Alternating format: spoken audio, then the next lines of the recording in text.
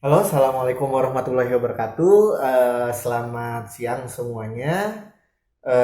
Pada kesempatan kali ini saya akan membahas tentang tiga gaya belajar yang ada. Nah, sebelum kita mulai pada pembahasan video, mungkin di sini ada teman-teman yang merasa heran gitu ya, sama eh, teman sekelasnya mungkin, dimana ketika kamu melihat kok orang ini nggak belajar tapi kok bisa paham gitu. Terus ada lagi orang yang wah si itu mah hebat, bisa baca buku lama gitu. Saya mah nggak kuat baca buku cuman 10 menit aja tuh udah jenuh banget. Terus ada lagi orang yang ah itu mah anaknya bandel tapi pinter gitu. Kok bisa sih kayaknya banyak dimarahin guru tapi pinter. Nah, mungkin sedikit banyak pertanyaan tersebut akan terjawab pada video kali ini. Ikutin ya.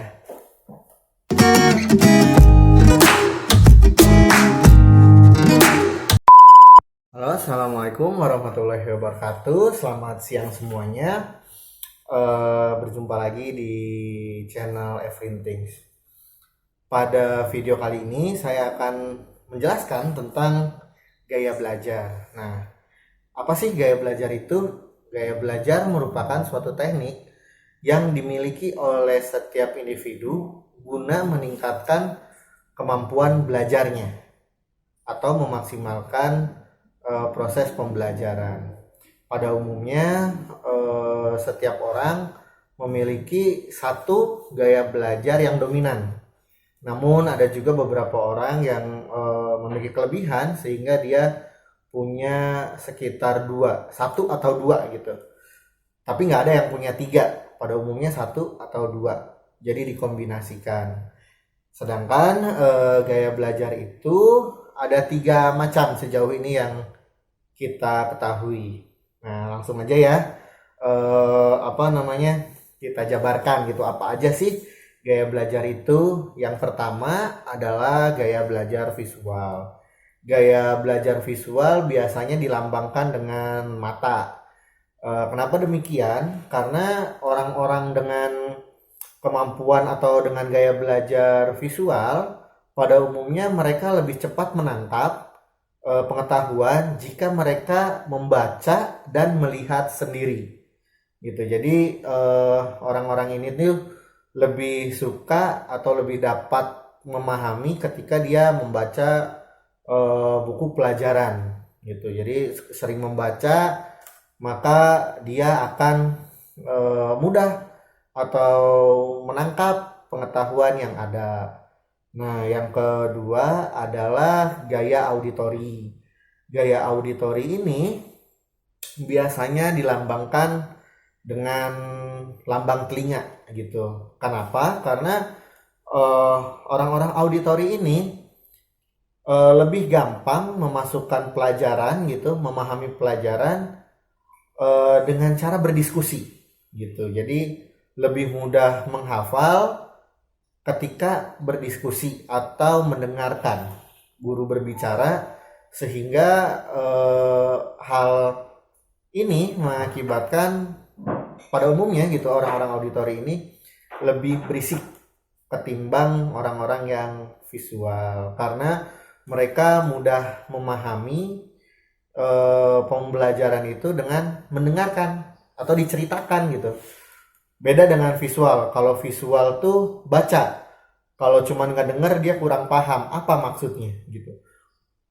Yang ketiga adalah kinestetik atau yang dilambangkan dengan tangan atau otot. Nah, apa sih maksudnya kinestetik ini? Nah, orang-orang kinestetik ini dia eh, lebih mudah memahami pelajaran jika dipraktekkan gitu. Jadi kalau misalkan mendengar guru bercerita gitu, penjabaran atau disuruh baca buku, mungkin mereka kurang apa ya, kurang paham atau kurang cepat memahami dikarenakan orang tersebut lebih suka praktek. Kalau misalkan dipraktekkan pada umumnya orang-orang kinestetik itu lebih cepat paham ketimbang hanya membaca buku atau mendengarkan penjabaran dari guru. Nah, itu adalah ketiga gaya belajar yang kita pahami. Pertama, visual, lebih dominan membaca; auditori, lebih dominan berdiskusi atau mendengarkan penjabaran dari guru; atau kinestetik, yang merupakan lebih mudah praktek gitu. Merupakan teknik gaya belajar yang lebih memadukan pada praktek gitu.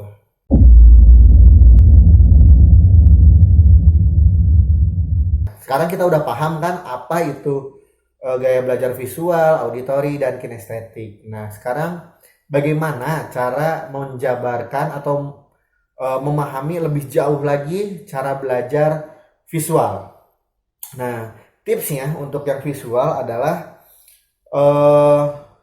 tadi sudah dijabarkan bahwa orang-orang visual itu lebih suka membaca buku atau lebih mudah membaca atau langsung memperhatikan ketimbang hanya mendengarkan. Nah, hal ini juga berdampak pada kekurangan dari orang visual itu tidak bisa diganggu atau mudah terdistorsi oleh suara-suara. Jadi kalau misalkan mereka sedang baca buku, kemudian ada yang berisik gitu. Nah, pada umumnya itu akan mengakibatkan kurang maksimalnya proses pembelajaran gaya visual ini. Oleh karena itu, saya sangat menyarankan jika kamu memiliki gaya belajar visual, nah, ketika kamu mau belajar, sampaikan dulu ke orang-orang di rumah.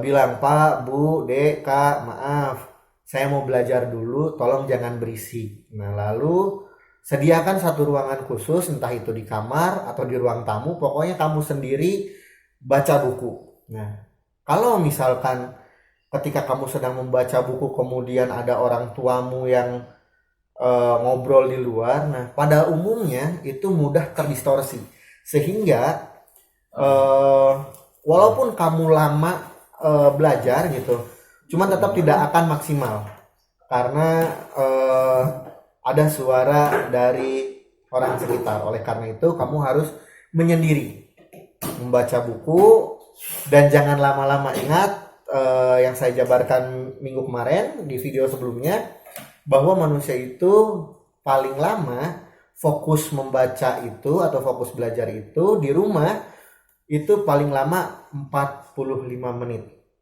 gitu. Kalau misalkan dirasa 45 menit sudah lelah, udah berhenti, jangan dilanjutkan, karena ketika kamu sudah lebih dari 45 menit tidak maksimal. Jadi lebih baik daripada kamu tersiksa, lebih baik berhenti dulu, kemudian beraktivitas. Nanti kalau sudah rileks lagi, baru baca buku lagi, masuk ke dalam kamar lagi, baca buku lagi, biar lebih maksimal. Yang kedua, auditori. Tadi sudah dijabarkan, orang-orang auditori itu lebih berfokus pada telinga atau mendengarkan. Jadi saran saya justru buat orang-orang auditori itu jangan bisa sambil baca bisa, cuman kalau kamu membaca buku itu harus terdengar oleh telinga. Jadi tidak bisa tuh membaca buku dalam hati. Kalau kamu membaca buku dalam hati, efeknya kamu akan lupa, pada umumnya seperti itu. Nah, kamu bisa saja belajar sendiri membaca buku, tapi pada umumnya orang-orang yang auditori membacanya berisik gitu. Jadi keluar suaranya dari mulut. Nggak kayak orang visual. Kalau orang visual dia bisa membaca khusyuk gitu ya di dalam hati gitu. Nah, oleh karena itu tapi sama juga ya, jangan terganggu oleh orang sekitar. Jadi kamu harus masuk dulu dalam kamar, kemudian kamu membaca buku. Kalau misalkan dari luar orang pada bingung, ini ngapain di dalam kamar sendiri kok berisik gitu ya. Jadi dijabarin dulu ke orang tua atau orang-orang yang ada di rumah gitu. Maaf Pak, saya mau belajar, saya auditori, jadi ketika belajar mungkin akan agak berisik seperti berbicara sendiri. Nah, hal itu dikarenakan auditori tadi berfokus pada telinga, sehingga ketika kamu belajar itu harus terdengar di telinga. Itu pertama. Yang kedua, mungkin kamu bisa membaca dalam hati gitu ya, supaya nggak terlalu berisik, kamu sambil mendengarkan lagu. Nah, untuk orang yang visual itu nggak bisa kayak gitu. Itu akan terganggu ketika dia baca dalam hati kemudian sambil dengerin musik tuh, itu akan terganggu gitu. Tapi kalau untuk orang auditori, justru mungkin dia bisa belajar sambil mendengarkan musik.